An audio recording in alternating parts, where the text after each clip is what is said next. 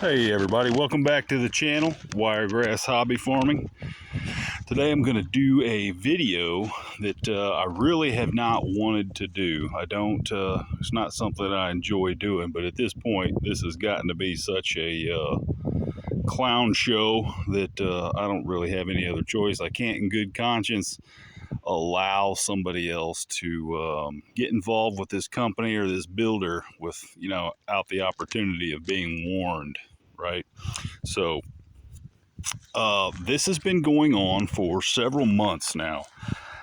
This barn build right here. The barn was actually purchased from Dixieland Metals in Dothan, Alabama on the 27th of June. When it was purchased, the dealer, Billy at Dixieland Metals, told me that they were 3 to 4 weeks out on delivery, and the builder was about the same. So 3 to 4 weeks from June 27th. Well, the building kit itself didn't actually end up getting delivered until September 6th, and the builder, Ryan Love, who he doesn't have a business name, he just goes by his name, and he's the only recommended builder that Dixieland Metals provided me with, didn't start digging the first hole until September 8th.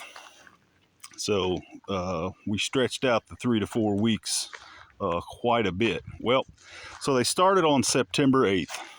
Here we are. We are on October 11th now, and you can see what's been completed. Now, mind you, this is just a pole barn. This is posts and a roof. It's not enclosed. There's no floor being poured. It's a hay barn, right? Posts and a roof. This should have been a 5-day project. With a proper crew, proper equipment, this should have been a 5-day build. But as you can see, this is where we're at right now. Now, this thing has just been plagued with issues, both from the supplier side and mostly from the builder side. So right off the bat, coming onto the property, you can see that this place is a dump, right? Just their garbage thrown all over the place, just trash everywhere. I went so far after the first day they was out here to bring a garbage can out here and picked up their garbage and put it in there as a hint, right? Hey guys, throw your garbage away. Well, they didn't get the hint, as you can tell by the way this place looks. It's just been a continual heap of trash since the beginning of September.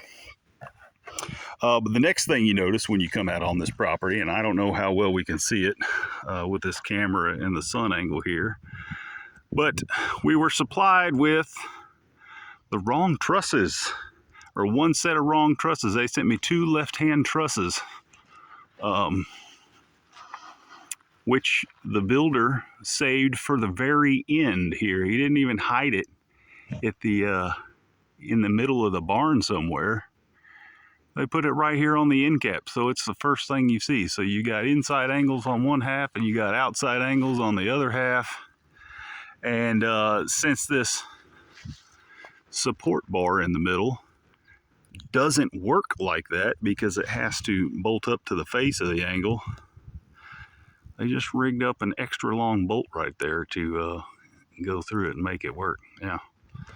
So there's that. And you know what? This isn't even the first set of trusses that came with the kit. The first trusses that were delivered by Dixieland Metals, every one of them was warped. When you laid them out on the ground, they were concaved this way. Every single one of them. It wasn't even questionable. It was straight away. You realize that those trusses are not getting put on this barn. So there was a delay of a week right there. That was, I think it was on a Wednesday or a Thursday that we decided that those trusses looked like garbage.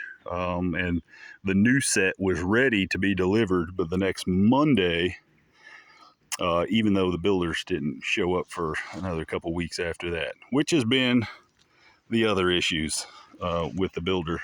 So the first day they were out here, They showed up without a functional auger and a pair of hand diggers, post hole diggers. They dug every one of these holes by hand. Every stinking one of them by hand. And when I got back out here the next day after they had set this row of posts right here, I went over here and I looked at these holes. And these holes are only 2 foot deep, which is definitely not deep enough for a structure of this size. So I asked them about it. I said, I'm pretty sure you only dug those holes 2 feet deep, because the pile of dirt that was next to the holes on this side looked like the exact same size as the pile of dirt standing next to the holes that were still dug. They couldn't even fit 2 80-pound bags of concrete all the way in the hole, so it's mounded up, outside of the hole here. And if you've ever dug a 4 foot deep by 12-inch diameter hole, which is what the specs call for on a structure like this, you would know that 2 80-pound sacks of concrete is not going to fill up that hole. Also, how I know is because every one of these posts that were standing up were 14 foot out of the ground. Now, Billy at Dixieland Metals tried to tell me that, he ran out of 16-foot posts, so he sent some 20-footers out here with him. Okay, so that would mean that these guys dug these holes by hand 6 foot deep and set these posts in them, because there was nothing on the ground when they were done setting these posts. You can see, in the way of cutting off the tops of the posts, the excess. They didn't do that. And how do I know? Because, look at the ground right now. What's it look like? It is littered in every piece of debris they have ever created. All right. Hunks of 6x6 everywhere, lumber everywhere. Okay, when these guys were finished setting these posts, there was nothing on the ground. So we know that they wouldn't have cut off 4 foot hunks of 6x6 and took them with them. So all the evidence points to these holes being shallow.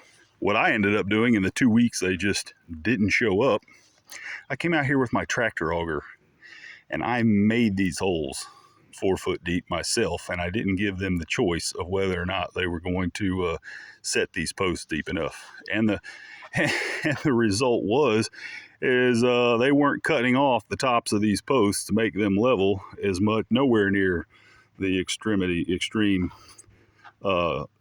cuts that they had to make off top of these 14-foot posts. Because you can see how much 6x6 they ended up cutting off these posts here. That's a 2 foot hunk of 6x6 right there. That's a lot of money. They wasted a lot of money on this. So we've got the truss issue. Which was both the supplier and the builder's fault, and we've got this whole issue, which was absolutely the builder's fault, but backed by the supplier, Dixieland Metals, and Billy there. The next issue we had, besides weeks and weeks of them not showing up and not working and not getting it done, was these trusses here. The ones that they did get up, which is, another story too. They look pitiful. They look absolutely pitiful. They're not square. They're not completely vertical. They're not aligned. You can see that support bar is completely out of plane with the truss right there. All the lumber is warped because when they brought it out here, they just set it on the ground and it's sucking up ground moisture for weeks and weeks on end. It's just pathetic. I told them when I came out here and I saw the first trusses up that it looked like Helen Keller had gotten into the barn business and started putting up trusses. I was like, it's totally unacceptable. So, and the reason for it, the builder never even rented the proper equipment to put this barn up from the get-go. At no point has he ever rented a man lift or a telehandler. These are 40-foot trusses. This is a 40 by 84 barn. This is a big barn. These trusses are close to 500 pounds a set, all right? you can't do the job right without the proper equipment to begin with. I don't know how you call yourself a professional barn builder, one, and not have the proper equipment to build a barn to begin with. So one day he rented a bucket truck surface to come up here, just like a cherry picker. And they use those to set 5 of these trusses, the first 5. 1, 2, 3, 4, 5. And then by the end of the afternoon, he said, well, it's too expensive for me to bring that bucket truck out here for another day. So we're going to set these last 3 by hand, which completely just blew me away. I don't get it, but whatever. So they started putting up this roof. They left these 3 trusses. It took them another couple of weeks to get the rest of these 3 trusses up. And how did they do it? Well, they had this little hillbilly Jimmy rig right here. Homemade thing with like a boat trailer winch on it. They set this thing up in the back of a trailer to, I guess, to make it tall enough. And we're using this to put those trusses up. And like I said, and then they go ahead and thought it was a good idea to put a set of backwards trusses up. I mean, one, why would the supplier, how can the supplier lose track of the material that they're sending, one? And two, why would the builder think, well, gosh, we'll just go ahead and put it up anyway. Maybe he won't see it. After I'd done giving him, I gave him the business about having wonky trusses back here. They go ahead and put this thing up. And then because I don't know what they've done with the lumber, or how they divided it up and what they cut and what they left wasted out here on the ground and broke and this, that, and the other. We don't even have the right lumber anymore to do this last section, because we should have a 16-inch overhang on every one of these trusses here to do our end cap, and you can see that we don't. So guess we're gonna have to buy more lumber now. Finish that up right. So look, we got high dollar hardware laying all over the ground, screws, bolts, the bolt that they didn't use where it should have been used on that last truss, if it would have been right. Here we are, it's October 11th. Like I said, this should have been a 5-day job. Day 1, you set your batting boards, you dig your hole, you square the thing up, you dig your holes, you set your posts. You can take day 2 off and let the concrete set really well. Come back day 3, put up your trusses, put up some of the 2x6 purlins as bracing and get that completed. Come back on day 4, finish your purlins and start adding your metal to the roof. Come back on day 5, put your metal up, finish it, clean the side up, get your check and be done. That's how a barn should be built. Why am I having to tell that to the people? I mean, I don't get it. It's like I said, this was a kit purchased by Dixieland Metals in Dothan, Alabama, and built so far by their recommended builder, Mr. Ryan Love. Well, I fired him this morning. I told him he's not going to be continuing on this project, and him and his crew are not allowed on the property anymore. And then I would get their piece of equipment there and their ladder and this little stand they've got over there. I would have it available for them to pick up within the next couple of days, and that's where we're at right now. So now I've got to add becoming a barn builder to my to-do list. I work 50 hours a week. I farm. I've got livestock. I got a hay field here. I didn't want to have to go this route with having to build the barn by myself, but we locked on a man lift. We'll get a telehandler out here and redo this truss disaster at the end.